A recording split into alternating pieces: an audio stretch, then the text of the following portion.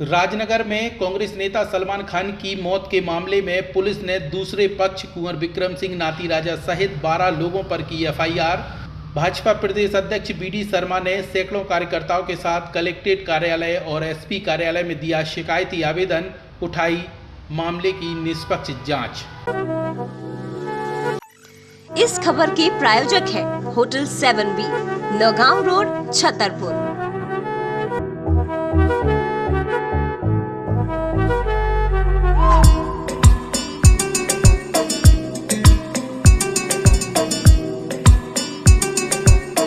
मध्य प्रदेश के छतरपुर जिले के राजनगर में सलमान खान कांग्रेस नेता की मौत का मामला लगातार तूल पकड़ता जा रहा है।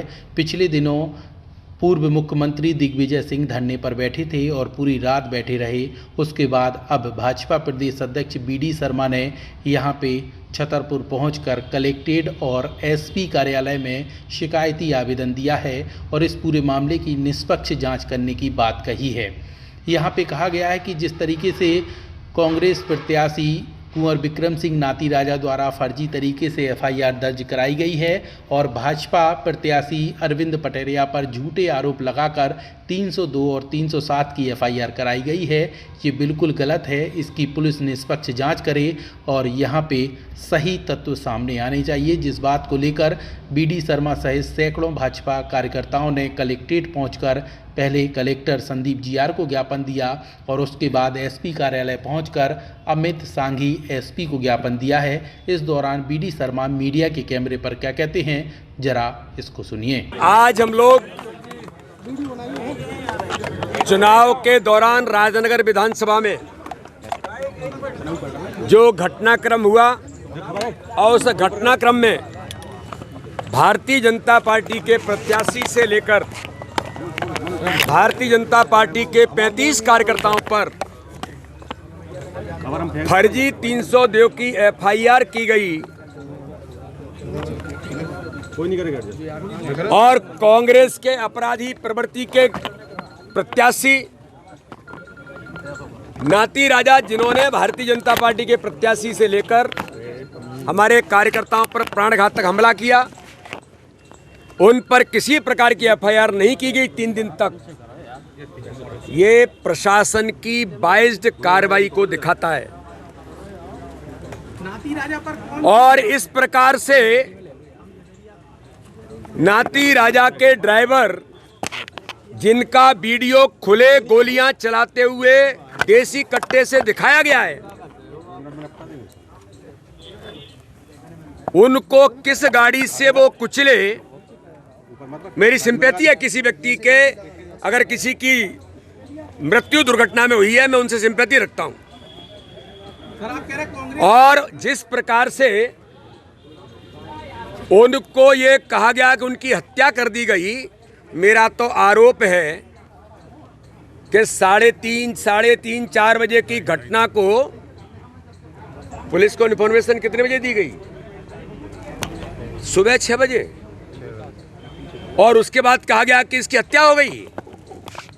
राजनीतिक लाभ लेने के लिए एक मुस्लिम भाई की, मेरा आरोप है, नाती राजा ने कुचल करके उसकी हत्या कर दी और हत्या करके ये आरोप लगा करके जिससे चुनाव को प्रभावित किया जा सके और बूथों पर कब्जे करने का काम नाती राजा ने, कांग्रेस के प्रत्याशी ने राजनगर विधानसभा में किया, चुनाव को प्रभावित करने के लिए।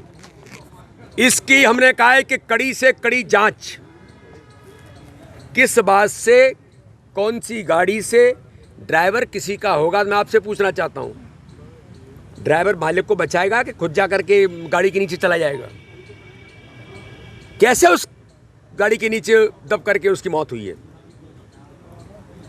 तो आज हमने पुलिस को, जिला प्रशासन को, दोनों को कड़ी कार्रवाई के लिए लिखा है और ये कहा है कि दूध का दूध, पानी का पानी होना चाहिए। उसकी मौत किससे हुई है और उनके खिलाफ कार्रवाई क्यों नहीं की प्रशासन ने? और दिग्विजय सिंह ने यहां आकर के जो गुंडीजिम किया है, वातावरण को खराब करने का काम किया है, धमकियां देने का काम किया। आचार संहिता में दिग्विजय सिंह, यहां के कांग्रेस के विधायक और जो लोग हैं, उन्होंने आचार संहिता में कानून तोड़ करके धरना कैसे दिया, प्रशासन ने कार्रवाई क्यों नहीं की, गिरफ्तारी क्यों नहीं की, एफआईआर क्यों नहीं हुई। इसलिए प्रशासन की इस बाइज्ड कार्रवाई के खिलाफ हमने कल डीजीपी को भी लिखा है, हम मिले हैं। हमने इलेक्शन कमीशन, चूंकि अभी आचार संहिता लगी है इसलिए इलेक्शन कमीशन का जुडिक्शन है, इसलिए हमने कहा है। और आज हमने यहाँ के डीएम को भी आज इस कार्रवाई के लिए, जो बाइज्ड कार्रवाई हुई है, और 35 लोगों पर 302 की एफआईआर। कोई गाड़ी से दबता है और गाड़ी से दब करके किसी की मौत होती है तो क्या हत्या का प्रकरण दर्ज होता है? और 35 लोगों पर आंख बंद करके चुनाव को प्रभावित करने का षड्यंत्र नाती राजा ने रचा, अपने ही ड्राइवर की बलि दे दी और बाद में आंसू टपका करके, दुर्भाग्यजनक है कि दिग्विजय सिंह सेल्फी खिंचा रहे थे और हंस रहे थे, यहां संवेदना व्यक्त करने के लिए आए थे, और नाती राजा नाटक के आंसू बहा करके और वोट की अपील कर रहे थे। पूरे प्रकरण की जांच होगी, हमने कहा है, मांग की है, और जो प्रशासनिक अधिकारियों ने बाइज्ड कार्रवाई की है उनके खिलाफ भी कार्रवाई होगी। हम किसी को छोड़ेंगे नहीं। भारतीय जनता पार्टी ने कभी इस प्रकार की चीजें करती, मुझे भी न्यूसेंस करना आता है, मैं भी 10,000 लोगों के साथ अभी घुस सकता हूं, लेकिन जिम्मेदार लोग हैं, तो इसलिए वातावरण खराब करने का काम दिग्विजय सिंह ने जो खजुराहो राजनगर के अंदर किया, ये दुर्भाग्यजनक है। इसका भी जवाब मिलेगा, और दिग्विजय सिंह और जो लोग धरने पर बैठे थे उनके खिलाफ एफआईआर हो, ये हमने मांग की है। प्रशासन ने किसके दबाव में एफआईआर की है? प्रशासन को जिसने भी दबाव में किया होगा, एक नहीं बचेगा, ये मैं कह रहा हूं। जिस भी प्रशासनिक अधिकारी ने अलग से किया है, हम छोड़ेंगे नहीं। दिग्विजय सिंह जी कह रहे हैं भाजपा हार के डर से बौखलाई हुई है। ये तो वही हारे हुए हैं, इसलिए बौखला गए। तो सुना आपने किस तरीके से बीडी शर्मा का कांग्रेस प्रत्याशी कुंवर विक्रम सिंह नाती राजा पर आरोप हैं, और इस तरीके के गंभीर आरोप उन्होंने लगाए हैं। वहीं इस पूरे मामले को लेकर अगर बात करें तो पुलिस ने एक नया अपडेट भी दिया है, जिसमें कुंवर विक्रम सिंह नाती राजा सहित 12 लोगों पर 307 की एफआईआर दर्ज की गई है, जो कि दूसरे पक्ष यानी कि भाजपा पक्ष द्वारा शिकायती आवेदन दिया गया था, जिस पर यहाँ पे एफआईआर दर्ज की गई है। अब पुलिस पूरे मामले की जांच कर रही है, और पुलिस का कहना है कि यहाँ पे बीडी शर्मा सहित सैकड़ों भाजपा नेता आए हुए थे, जिन्होंने शिकायती आवेदन भी दिया है, जिसकी भी हम जांच कर रहे हैं, और जांच निष्पक्ष की जाएगी। इस चीज़ का दावा यहाँ पे अमित सांघी जो एसपी हैं उन्होंने किया है। मीडिया के कैमरे पर एसपी अमित सांघी क्या कहते हैं, यह भी सुन लीजिए। ये चूँकि आरोपियों के नाम हम अभी नहीं ले सकते हैं, करीब 10-11 लोगों पे एफआईआर है, और धारा 307 भारतीय दंड विधान के अंतर्गत है।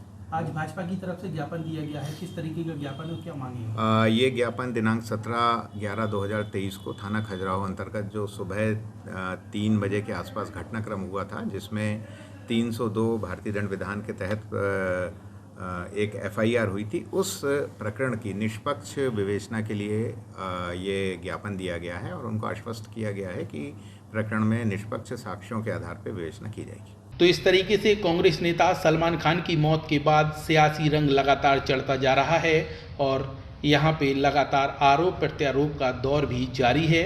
पुलिस ने अब दोनों पक्षों पर एफआईआर दर्ज कर ली है। अब देखना यह होगा कि जो निष्पक्ष जांच की मांग की गई है, उसमें पुलिस किस तरीके से निष्पक्ष जांच करती है। वरदान एक्सप्रेस के लिए लोकेश चौरसिया के साथ राहुल माली की रिपोर्ट।